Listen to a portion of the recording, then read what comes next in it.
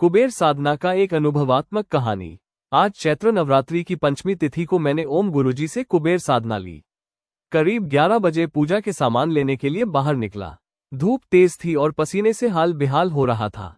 भगवान कुबेर का चित्र प्रिंट करके उसे लैमिनेट करवाया। साथ ही मेरे पास पहले से ही लक्ष्मी कुबेर यंत्रों का भंडार जमा था। विधि के अनुसार सभी चीजें व्यवस्थित कर ली। हमारे क्लिनिक जिस हवेली में स्थित है वो लगभग 100 वर्ष से भी पुरानी है। इसी हवेली में साधना कक्ष में जाकर मैंने एक माला जप किया। व्यस्तता के कारण लंच के लिए घर वापस जाना था।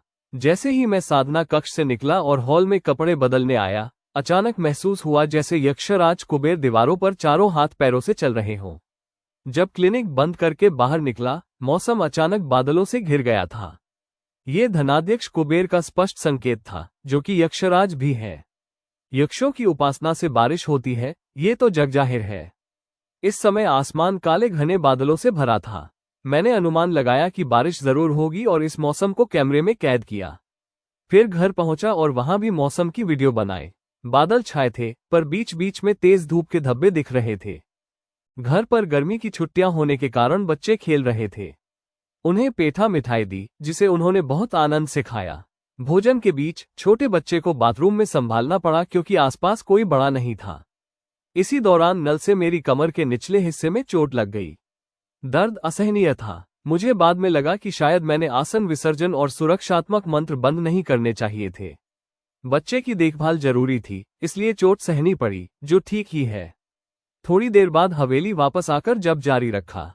दूसरी माला पूरी होने से पहले ही बारिश शुरू हो गई। यह एक शुभ संकेत था। मैंने रात 9, साढ़े 9 बजे तक मंत्र जप किया। इतने लंबे मंत्र का जप पूरा करना वास्तव में चुनौतीपूर्ण था। जब मैं साधना कक्ष से बाहर निकला, अचानक एक काले रंग की तितली ने मुझे छुआ।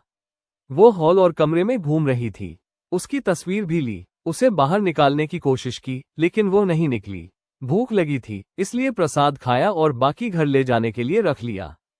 हॉल की लाइट बंद करके मैं अंधेरे में चलने लगा। तभी लगा जैसे कोई मेरा पीछा कर रहा है। मोबाइल की रोशनी जलाकर पीछे देखा, लेकिन कुछ नहीं था। फिर भी डर लगा। हवेली बंद की और स्कूटर से घर चल पड़ा। स्कूटर पर ऐसा महसूस हो रहा था जैसे पीछे कोई बैठा हो, बिल्कुल पूजा में इस्तेमाल किए गए कुबेर के चित्र के आकार की तरह। घर पहुंचा तो बाहर एक कुत्ता दिखा। उसे बुलाकर भोग दिया। फिर भोजन किया और तुरंत इन सभी अनुभवों को नोट किया।